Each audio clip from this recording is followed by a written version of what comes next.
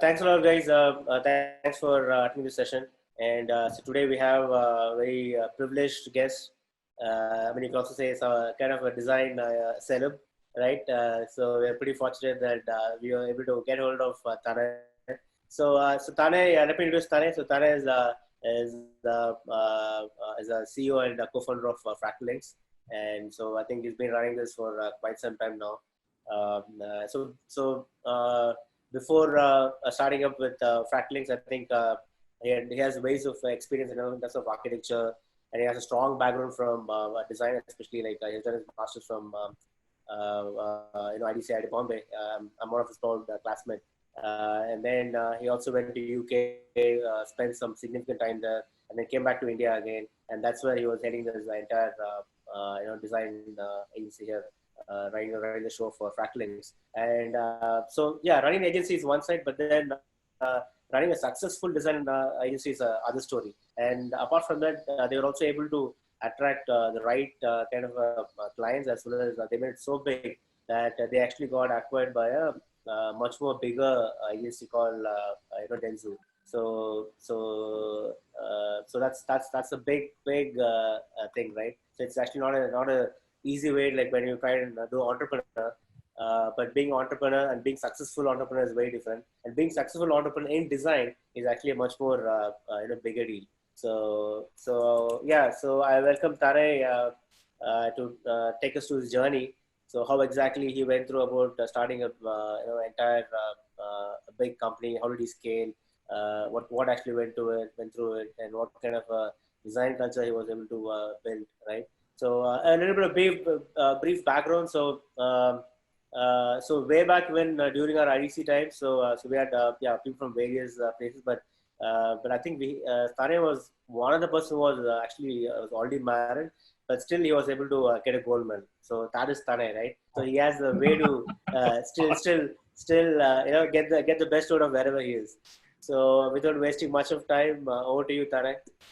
Hey, thanks, Dhyan. I think that was unnecessary. I mean, I don't know what we were connotating, whether getting married and getting a gold medal was kind of really not possible. Yes.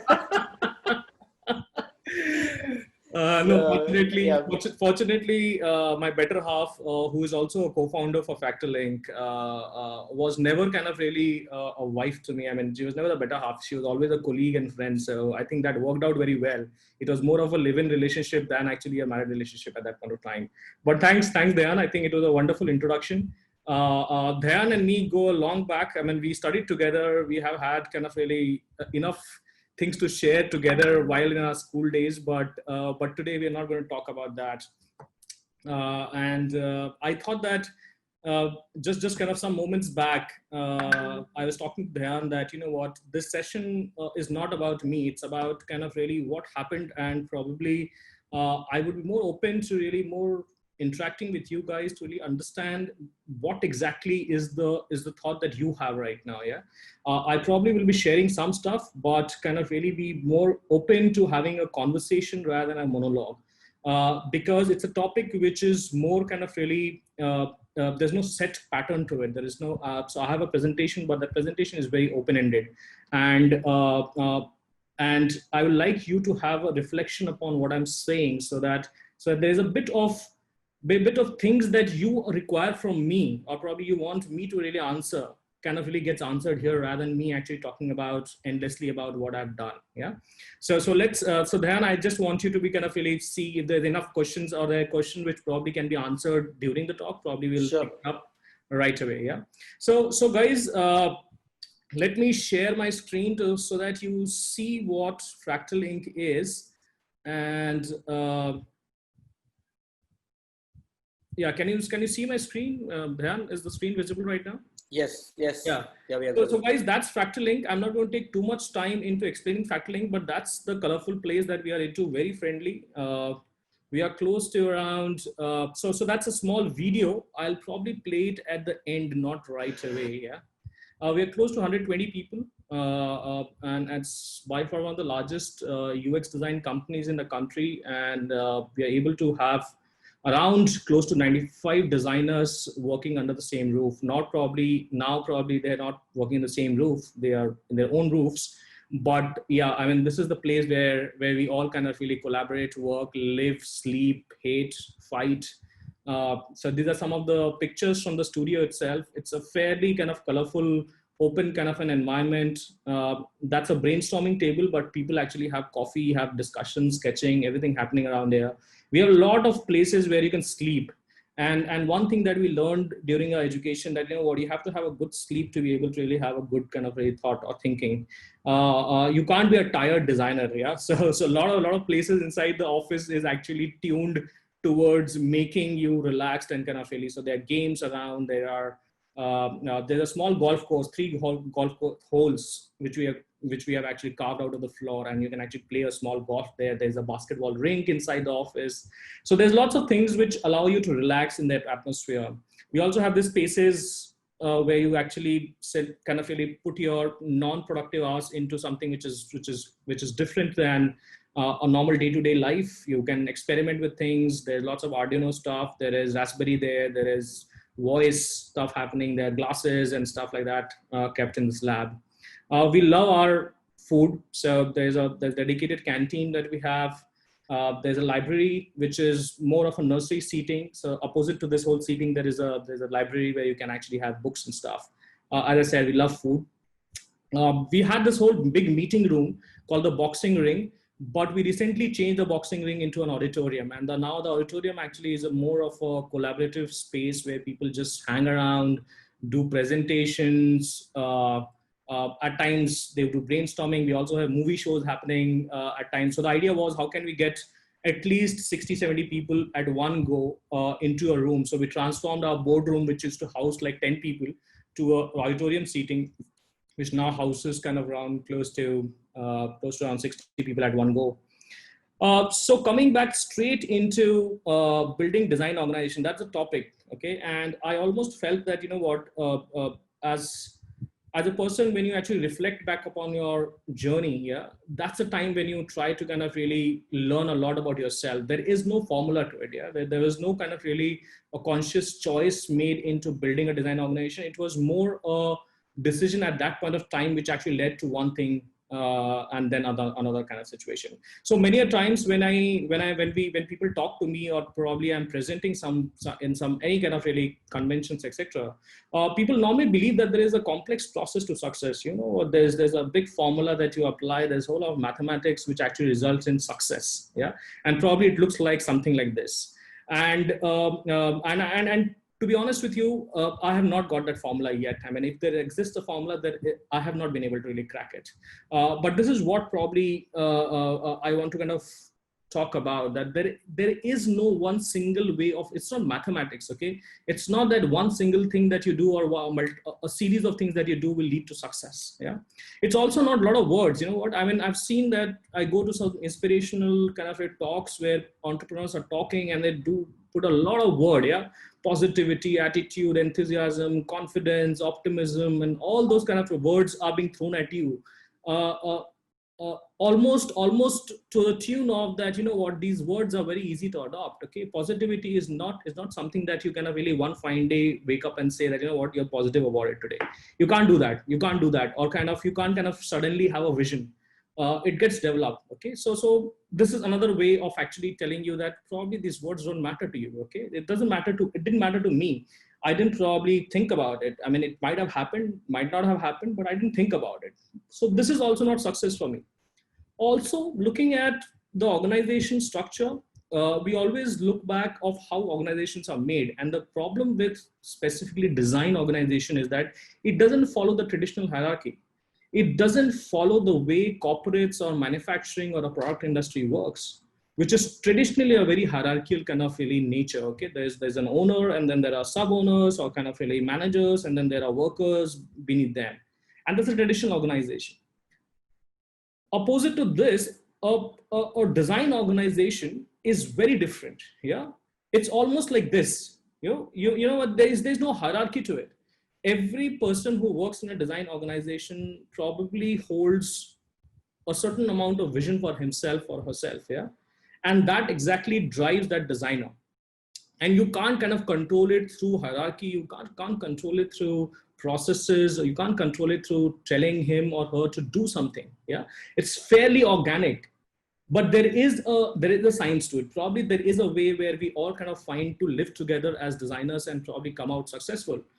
This is basically a diagram from Damon Newman, but I used this diagram. He used it to actually explain service design, but I'm using it to really give you a picture of how a design organization is. It's not a straight line. It's not a straight plain hierarchy that I've seen. Yeah, and also I think the clients have actually graduated to not kind of looking at us, and which is beautiful. It is not like we are only making things look good. Okay, I mean, thanks to the evangelization of design thinking and design system and processes by likes of Apple, Google, and Microsoft, where these big giants relied on design thinking processes to come up with innovation.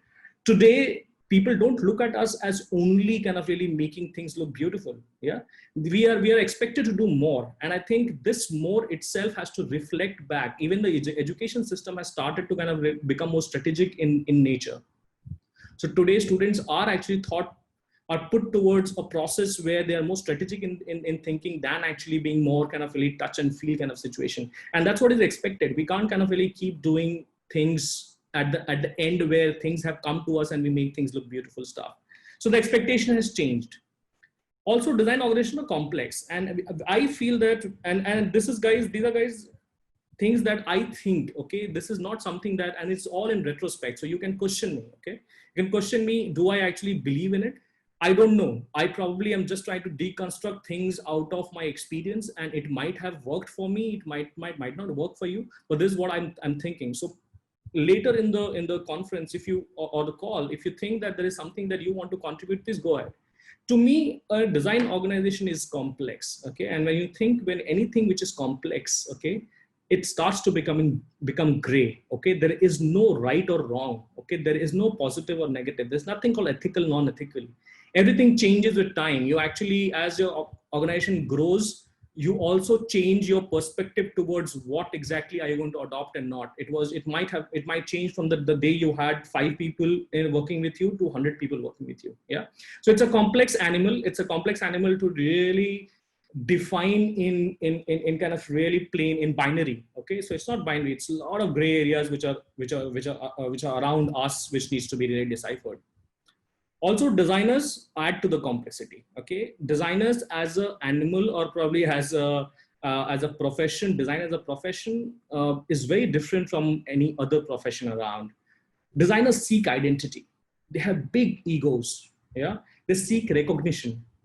There's a sense of ownership that they want from anything that they do. Okay, even a stroke that they put on the paper, they want that ownership to really happen. Yeah, there's pride associated with this. There's ambition. They need freedom to really operate. They're driven by ambiguity. They want to be thrown into situations and kind of really want to swim. They don't want to kind of really be bound by processes and kind of things like that. They're built for change. Very low on patience when it comes to boredom. They get bored very fast. If the reactions are not coming, if you don't, appreciation is not coming, the clients are not responding, they lose their patience very fast. Yeah, and they take offense very fast.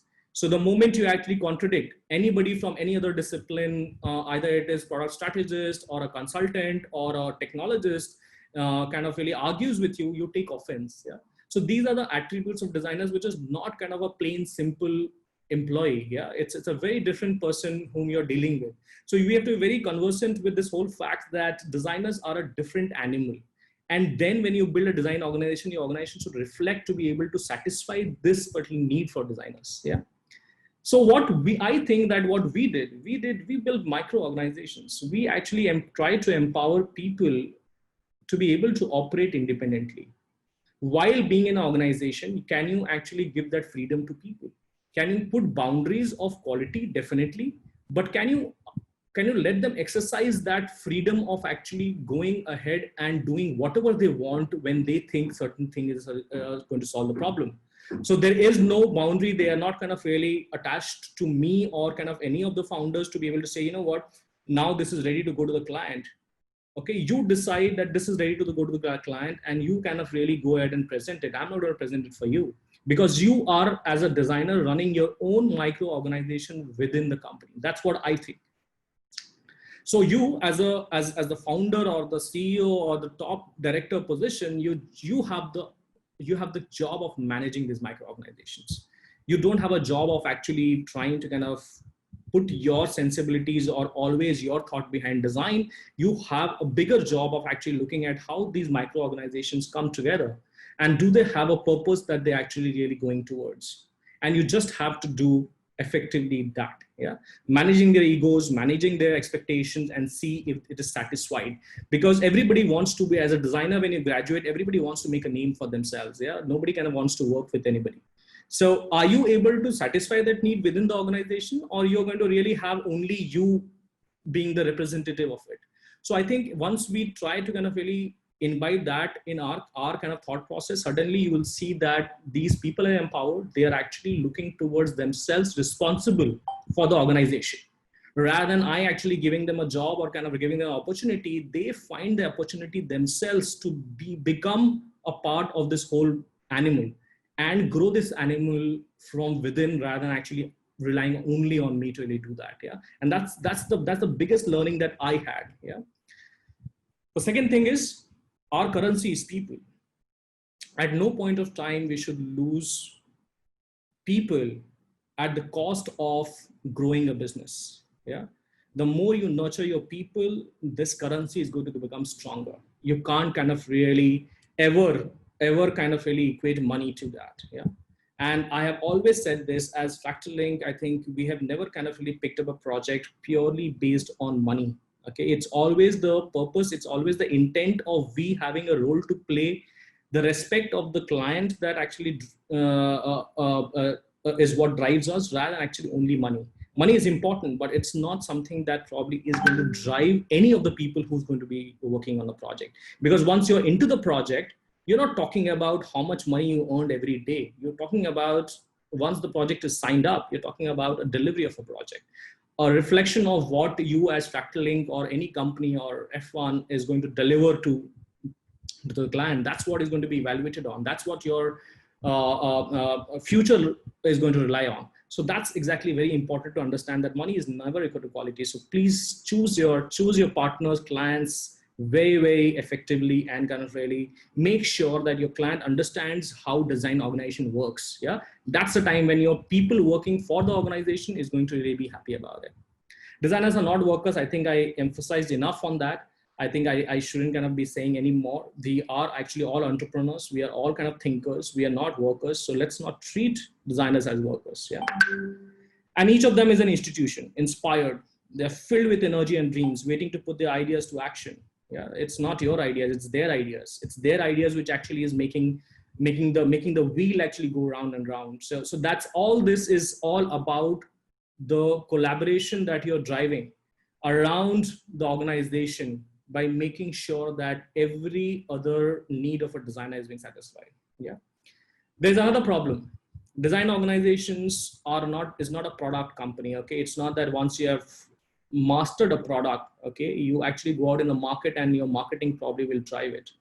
I think all the designers here, if you're running a business, you would kind of agree to this, that every day you have to sit down and prove your worth. Yeah, every meeting is a start from ground zero, and there are people on the other side who are evaluating you every day. So that's something which probably we'll have to remember, that we can't kind of be relaxed as people at any given point of time. We have to have this constant endeavor of actually making, and this is an acceptance. Okay, you can't kind of expect us to be, although I would love to be like a doctor where I specify something and probably they start taking the medicines. But unlike them, we are in a domain which is subjective, and probably at this point of time when design thinking is more evangelized to people outside design, everybody is a designer, and they think that they have a view, they have a point of view to be able to really contribute to what you are doing. And that's where the whole conflict starts. That's where actually you start to kind of think about your worth.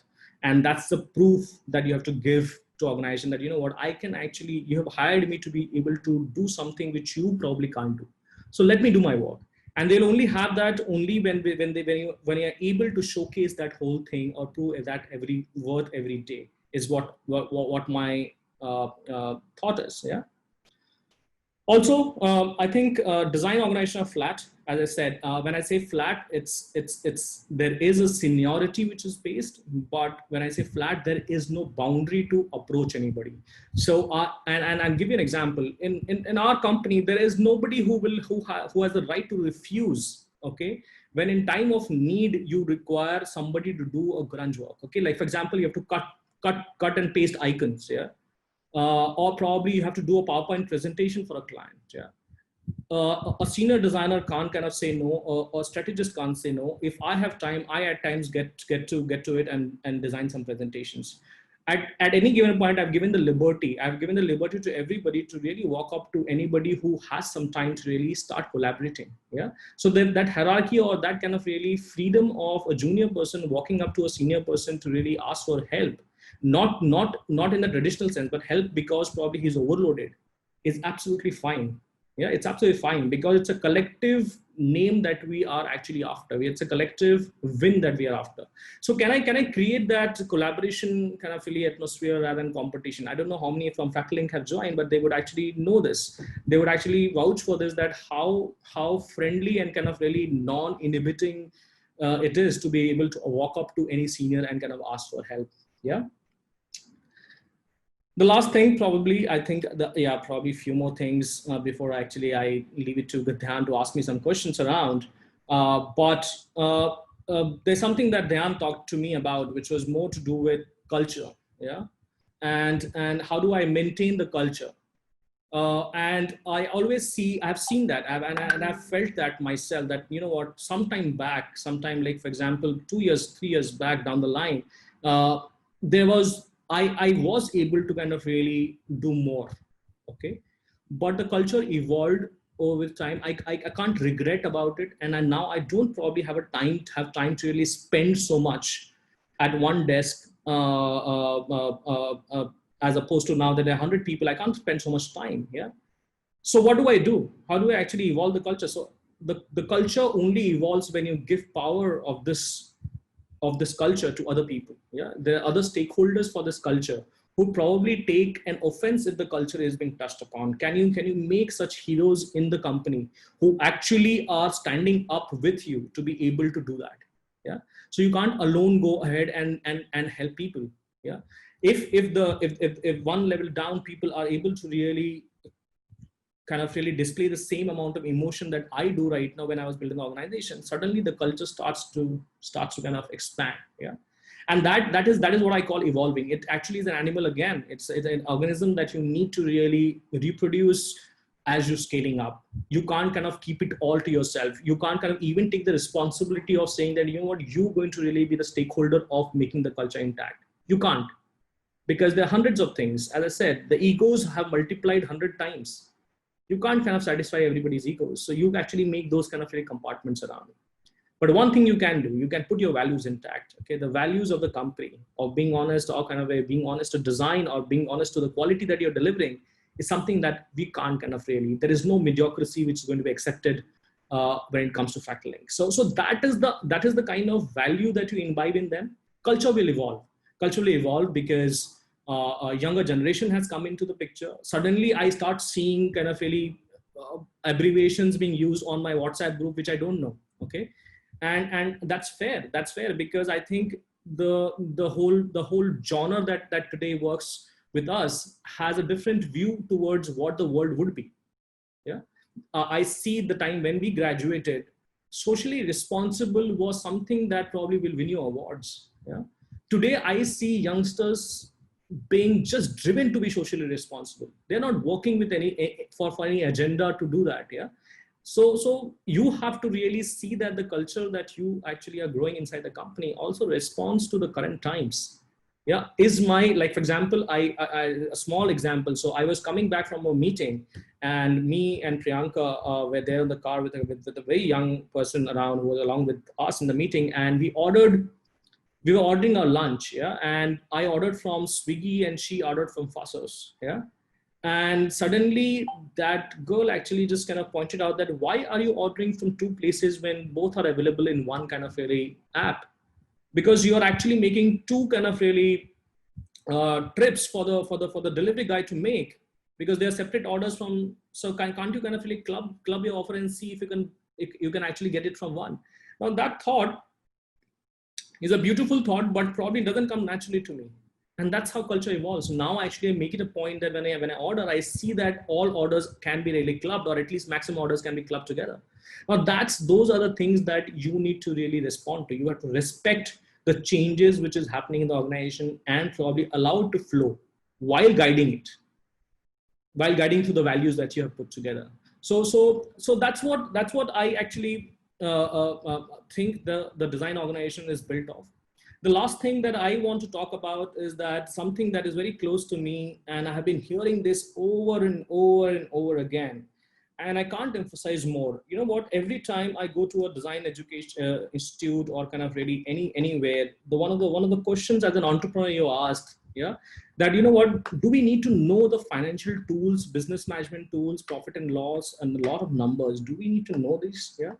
And I keep thinking about it. You know what? Do I know about it? Have I actually grown because I'm actually more financially savvy?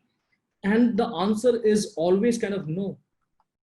And I keep thinking about that. What is it about actually? And even when Dentsu acquired our company, okay, and many people thought that, you know what, they started asking me about revenue, about profit and loss, and everything around, yeah. And you seem to think that, you know what, once you grow big, you probably not need to know numbers. But when I actually reflect back on myself, I think there's a reason why you have become a company, okay? Because you have done your job as a design entrepreneur well, okay, not as a business management person. There are people who can actually help you through this. There are people who can handle financial tools much better than what you do. P&L much better than you do. Okay, Excel sheets, they have Excel sheets on the tip of the finger. Yeah. So why are you struggling to really get into that? It's not that particular aspect of you as a designer is going to win you projects. It's the design which is going to really win you projects. So as you grow, one important thing to really remember is that when you were small, it was okay to manage stuff. As you grow, start kind of dividing the roles effectively. Make sure that you don't involve yourself into something which inherently is not your trait. You didn't become a designer because you were good with numbers. You became designer because you were a thinker. So get a person who is good with numbers to be able to help you out in that domain, because it's necessary. It's not necessary. Get an HR person, because you can't listen to 100 people's pain points every day. Get an HR person who effectively is able to talk. Get an admin person who kind of looks into whether the computer is plugged in or not, or kind of really there's a virus in the computer. You can't kind of go ahead and keep addressing all those stuff.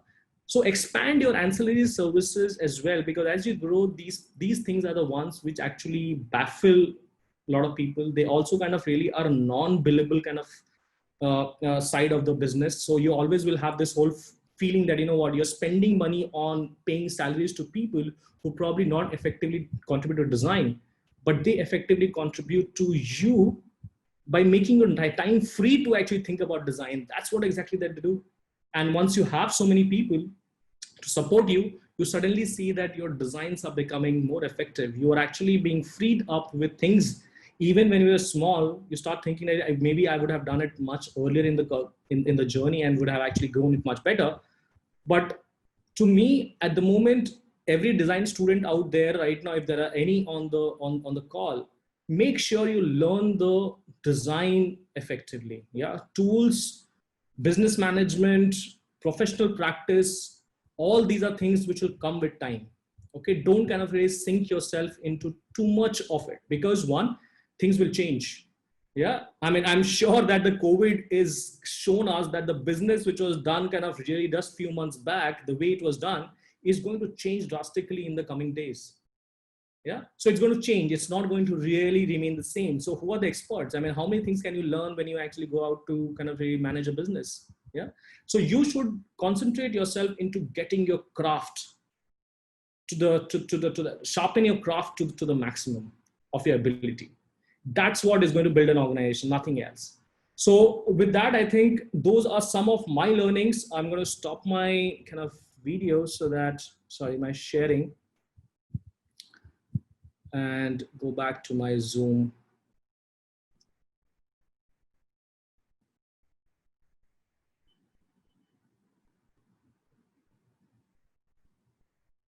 Hey, Dhyan, I'm not able to expand. Why? I've stopped sharing. Stop share. Okay, I'm not sharing.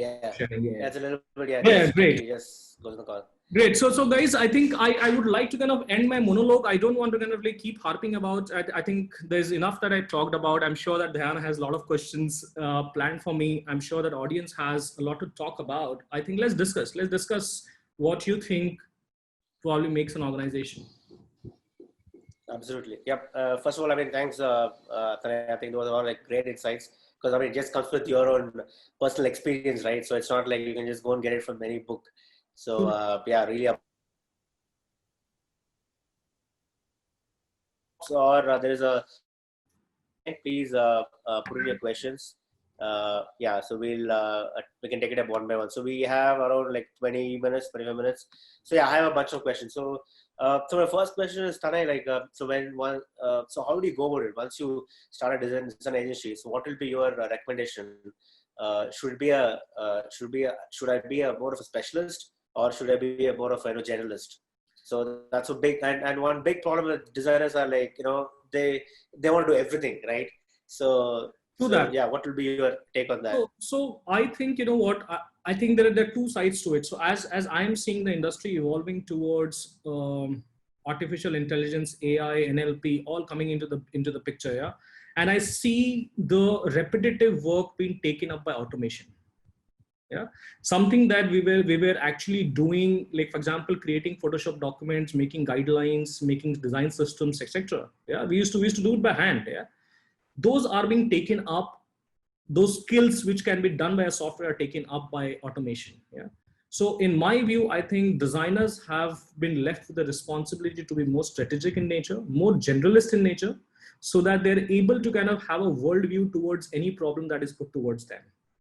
Once you start getting deeper, you actually get attached to a lot of tools. Yeah, you get attached to Sketch, Figma, stuff, etc. Yeah, and it's important to know as a designer. It's not it's not important to know, but I'm thinking that going ahead, I think your role is not to kind of really get attached into doing everything. You can't be great at what an AI. So, for example, data analysis, or AI tool can analyze the data and throw insights much faster than you can do. You can do probably a qualitative analysis much better, but quantitative, you can't kind of really make up Excel sheets and kind of really start looking at that, what are your data scientist as well.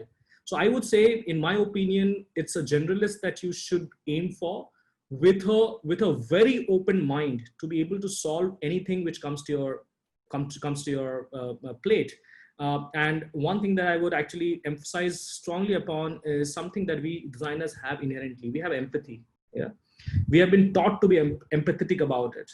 And that tool actually allows us to really be as generalist as possible. We can actually walk into anybody's shoes and start kind of really getting insights. That's what our education has taught. That's what our experience has taught us. So I think become that. Make sure that you're able to change shoes, change kind of really environments, and be able to immediately get into that mode. Okay.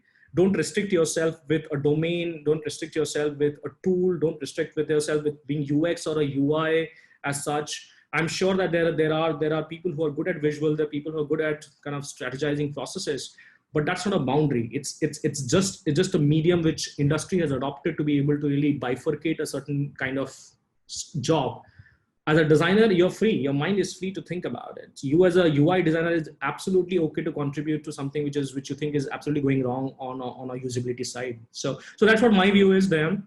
I think I should. Okay. I will actually recommend it to be more generalist than specialist. Okay, awesome. So then just kind of a continuation of the question. So the other question comes up now is like, so as you said rightly, that there's a rapid change in the industry, right? So things are changing. Like so now it's no UI, it's a UI. So now how do you try to accommodate your team, or get them prepared? So So you know what, when you have, you're growing your team, obviously there will be always people who will show kind of really inclination towards both. Yeah. And you have to identify them and kind of respect the boundaries that each one of them actually come with. Some people are actually very, very sure about what they want in life. Okay.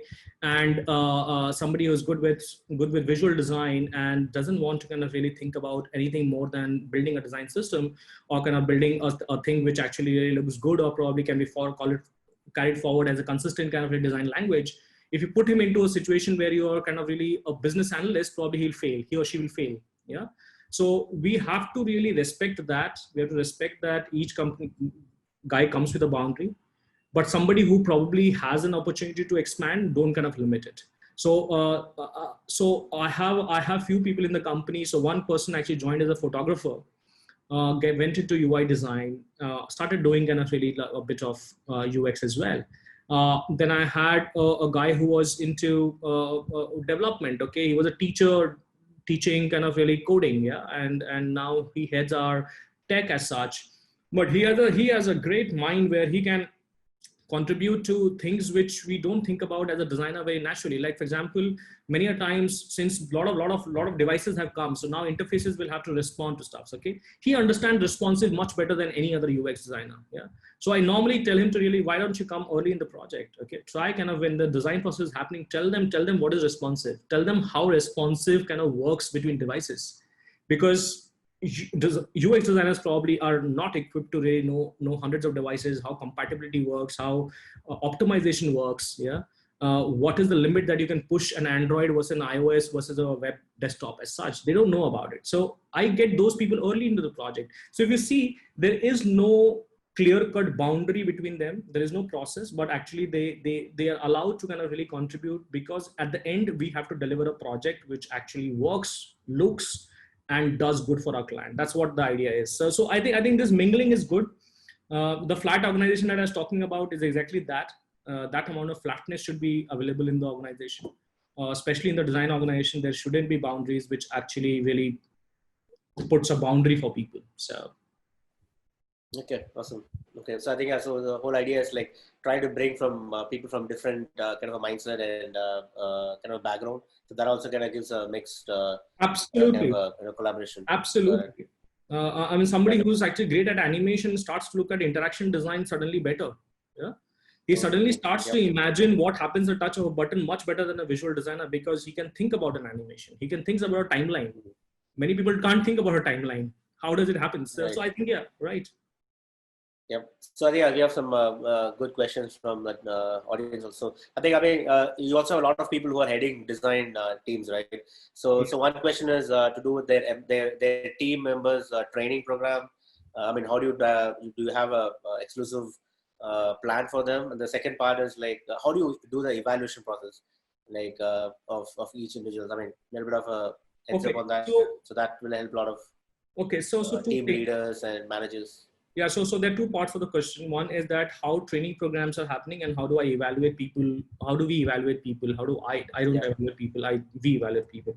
So the training process, so each team member at a senior level is assigned around 5 to 6 people, yeah, to be able to really work under the mentorship. Yeah. So this is the process. The day you walk into the office, you have a buddy. Yeah. So there's a buddy system which is assigned. The day you're walking into the office at 9 o'clock, there is a person who actually is embedded within the organization who's going to be there at 8:45.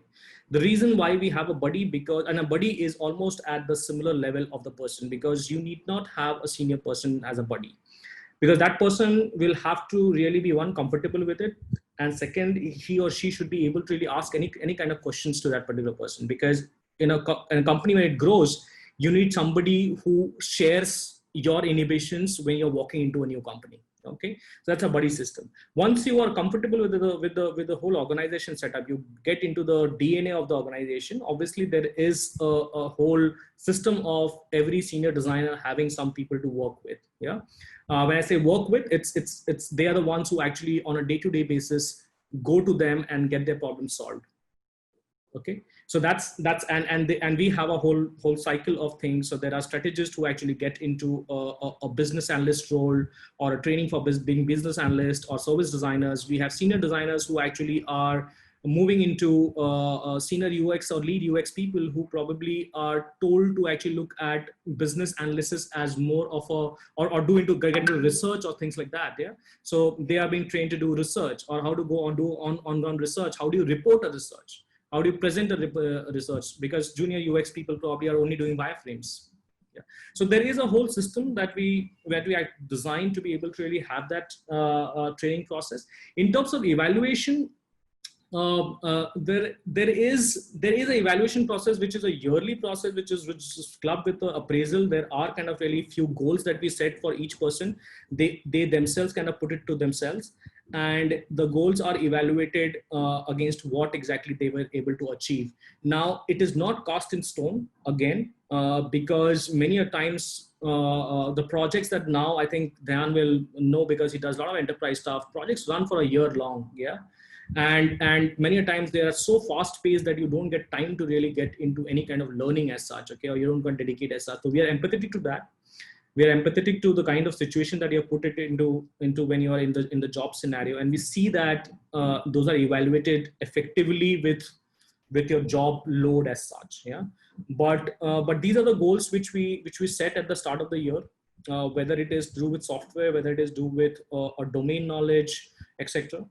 The third thing that we do is we also do a lot of sunset reviews. So people who have gone through a certain project, like for example, Agile was very new to design as such. Yeah, Agile is a very software term. So a lot of people, when they worked abroad with a lot of tech companies, they were embedded within tech teams to be able to do Agile. So when they came back, they started training the people in Agile. They started doing sessions to talk about Agile. Or kind of do sunset reviews on what can go wrong about projects. Okay, what happens when you're working with a client who doesn't really is fluent with language. Okay, so if you work with Africa, if you work with Middle East, you will see a lot of people coming there who are not conversant with, leave aside your known language, but they're not even conversant with English. Okay, they have their own kind of native language. How do you kind of start having conversation with them? How to be more patient with actually, and kind of empathetic towards those kind of audience. So I think this is the way we actually really structure ourselves. I would say 70-80% time we are there. I wouldn't say that 100% learning comes through these kind of things. Many times it's a self goal that people put to themselves. We see a lot of people very driven towards moving up. So we see them going up much faster. So yeah, I mean, those are the things that we put together. As a design organization, I think most of the people that we get through the induction process are driven enough to pursue design as a career. Okay, so that is one checkbox already ticked, that they are driven.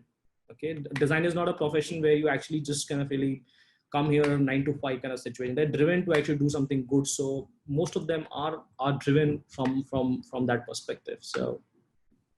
Yeah, that kind of totally makes sense. So there's another big challenge that's actually going through is in product companies and service companies. There is too many fancy titles, right?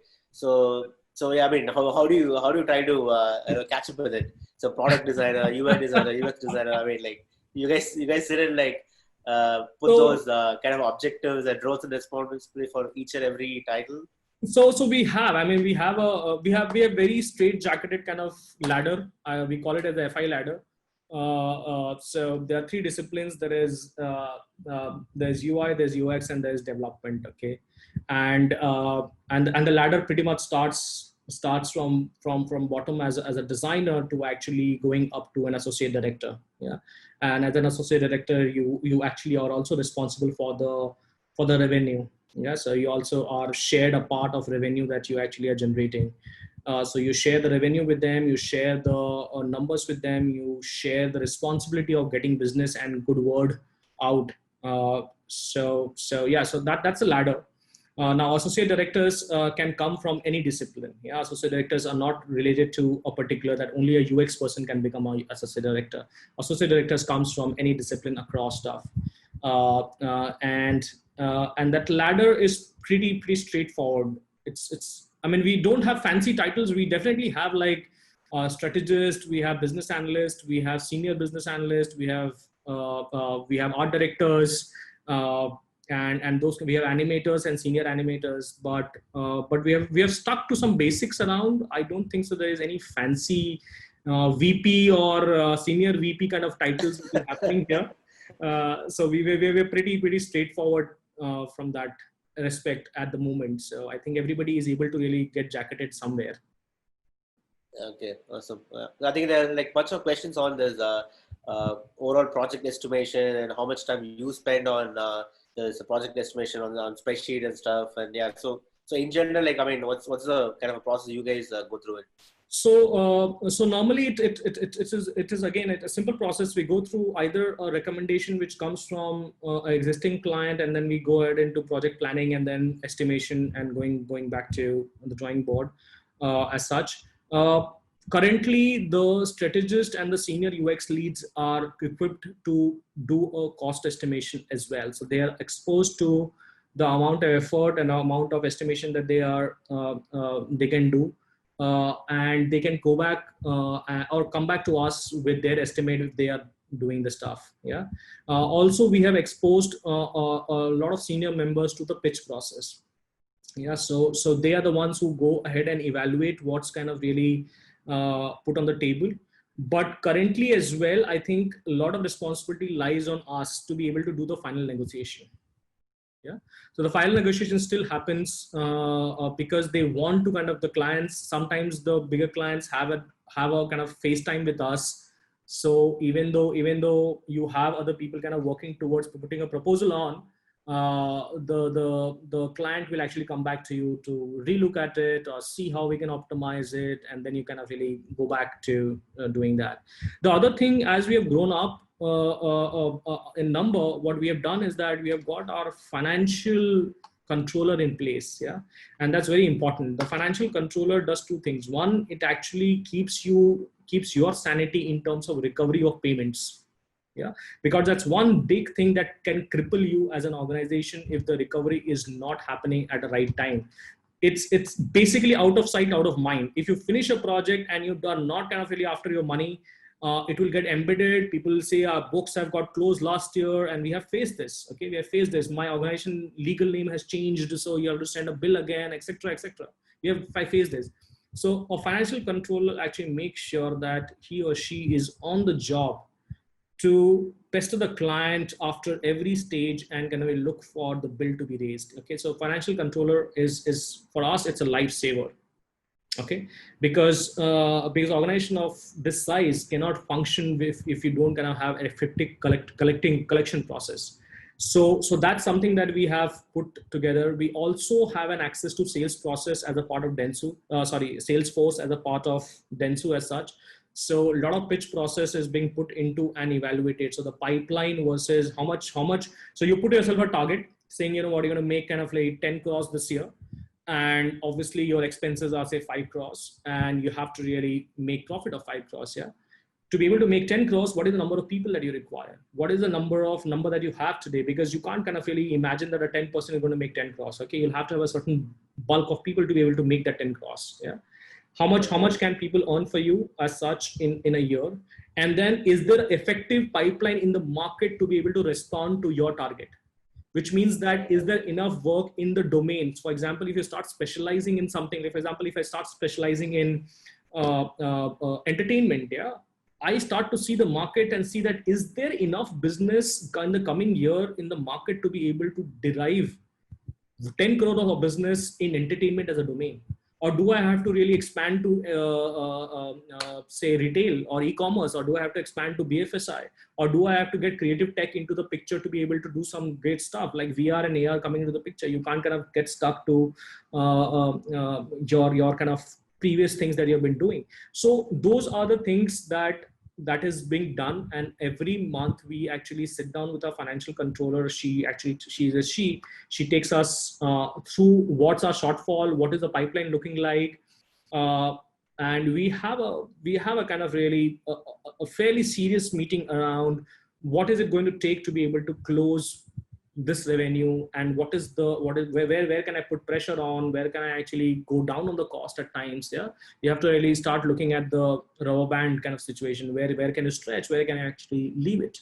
So those are things which is fairly important as a company. I think financial control is absolutely important. You don't need to know the numbers, but at least you need to know that this company's health is important when it comes to money. So you give all powers to that. Yeah. Yep. So yeah, I think this is a very pretty valuable insight from you. So I think this kind of covers one of the key aspect of another question of scaling, right? So yeah. as you scale, these are all some of the big issues. So what else are things that in general people should be aware of? So the other thing is project management. Yeah, we hate to be managed as designers, but I think project management is something which actually is now getting very key to projects, that especially companies which are involved into design of big projects, in design or digital transformation stuff. These projects run for close to 2 to 3 years. Yeah, and they involve fairly good amount of people or designers in one project. So you need a good project management as such, and we need trained professionals to really come and become a part of management. So when we were around, I think 50 people, we still kind of really got our UX leads to be able to manage or kind of really send reports to clients that where are we on the journey, this is complete, this is not complete, are we overrunning the schedule, etc., etc. But the moment we actually grew, we started seeing this pressure kind of really coming onto UX leads and saying that, you know what, they at times used to break down, come back to us. Yeah. And then we used to kind of really then put our brains into how to handle it. But the moment we started kind of grooming some project managers and we started kind of getting some project management team in place, we started seeing the value of it. I think all the kind of really, like, for example, minutes of the meeting. Why does a UX designer or a UI designer have to put the minutes of the meeting? Yeah. It takes time, it takes effort, it requires a whole lot of diction to be known, or how to write emails, etc. But that part is now being taken by project management. So project management is very important. The other thing, since I touched upon emails and softer skills, as a designer, as you get into organization or building organization, concentrate on the soft skills of your designers, because they come with a lot of education about how to conduct a design, but they fail to really at times present themselves in the right light. Yeah. And we have seen kind of really designs being actually Roger kind of really thrown apart because they were not able to communicate properly. Yeah. Because they were not able to express what they thought when they were doing the design. Okay. How to write emails. Okay. Don't write PFAs. Okay. PFA. Please find attached. I mean, the client does not kind of really go through like 10 JPEGs of your and try to find out what changes have you done. Yeah. So I think these are the finer aspects of growing an organization to be able to keep yourself sane. Yeah. So invest into their education of softer skills, email writing, talking on phone. What are the top 3 questions when you're talking to the client? How after every briefing meeting, summarize in front of the client to be able to give him or her a confidence that you have understood what they're saying. It can't be just, okay, fine, I've got it and I'll get back to you. Okay, so start kind of really getting into the habit of summarizing calls. Now, these are things that people don't, there's no school to it. Okay, there's no kind of really school that teaches you this. But once you get into trouble, then you realize that, you know what, these are important. So we realized it when we actually started kind of really spending all our days into just kind of problem solving with client woes and kind of really people's pain points. We started, you know what, I think part of the problem lies with you. You can't expect your clients to be actually knowing the design process and everything that goes in your mind by just writing PFAs and kind of really attaching JPEGs around. Don't send zip files in nowadays. I've been telling this enough number of times. Don't send zip files on mobile, because 90% of the time people actually are unable to open zip files, which means that it delays the whole process of communication from the time when he or she could have seen on the mobile to the time when he opens a laptop, opens a unzip and stuff like that. It probably goes out of his mind, because that's not the only thing that he does. So I think there are these aspects that we have learned over time. I think softer skills, project management, making sure there are enough breathing room in the company to be able to relax as such. So make the office actually more a place where they, I mean, I almost feel like it's a college for us still. Okay, I've seen friendships grow to a level where they can spend nights together in each other's home, either drinking, playing, etc. And that's a kind of friendship actually, because they're spending around 12 to 13 hours, or at times like more than that, in terms of crunch. So make that comfort level established between designers in the company. It's a very different organism than a corporate office. So yeah.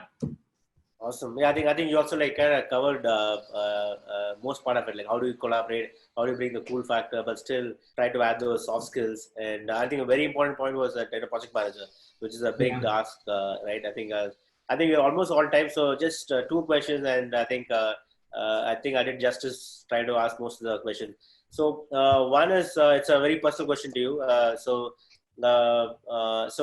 you've been a design entrepreneur, and then slowly getting to a successful businessman now, right? So do you think your designer in you is a little bit being pulled off, or how do you manage to hit a balance? So a tough question here. I think, you always kind of feel that you're being pulled away from being a designer to actually being an entrepreneur. But that's a choice that you have made. You know what? I think that's a choice that you have made as a person much early in your journey, that you know what, you want to kind of really go towards it. You can be a lone designer and go. There's nothing wrong with it. Okay, there's nothing wrong with this whole idea of being just carrying on with your life as a lone designer, or you want to build an organization. So this choice has been made much early in the days where you wanted to build an organization which actually responds to it. Yes, I at times miss design. I actually, when I see a lot of things happening and I'm not able to do everything around, I do miss it.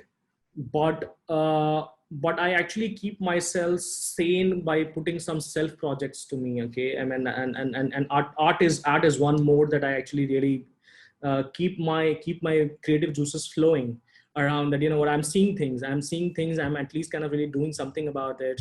I still kind of get into training programs, so I actually still kind of really get into training people. Oh, nice. Which keeps me kind of motivated to really talk a lot design. I right now don't kind of really get into the software part of it, so I don't kind of really get into sketch and stuff and do design as such.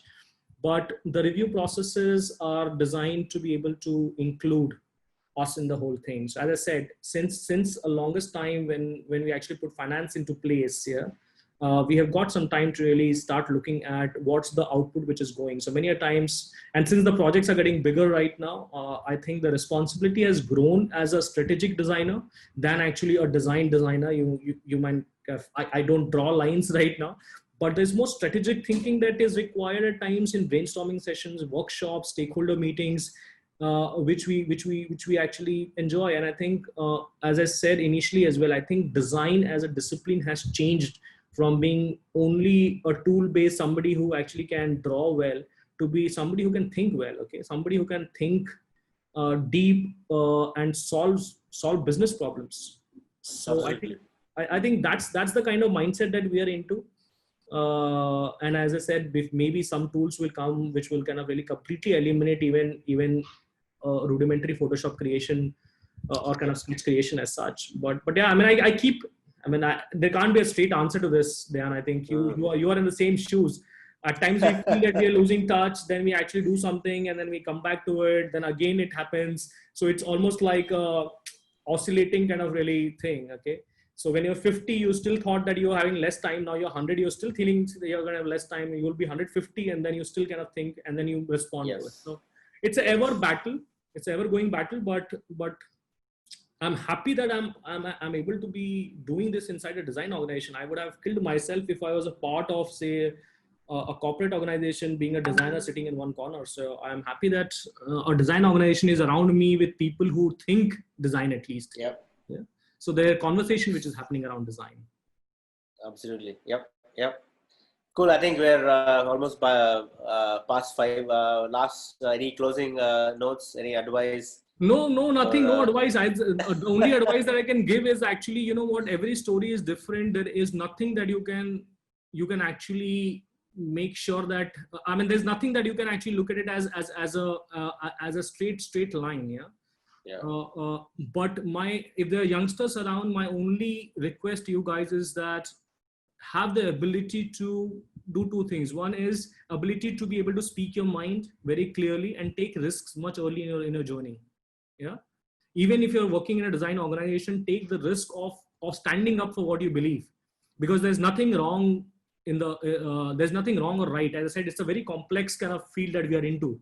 So be kind of really very, very, very bold in your approach as a designer. Only bold will survive. No mediocre designer actually survives around. Yeah, nothing mediocre will survive around. So I think as a designer, be bold about it. Just kind of jump into it. You might fall, but that's okay. At that point of time, you might feel that the whole kind of process of you feeling empty when you're, or kind of weightless when you're actually dropping.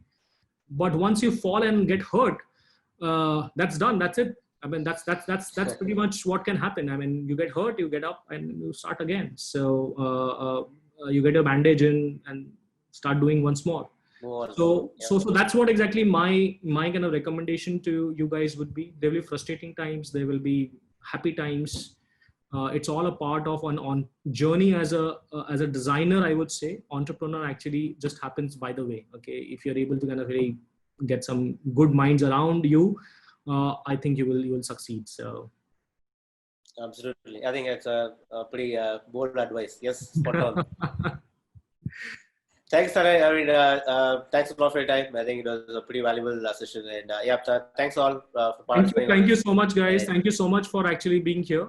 And I'm sure the recording will be available to all of us. Yes. And because people have messaged me. Yes, and we're actually on. We are live on Facebook as well. So. Oh, okay. Yeah. Okay. Cool.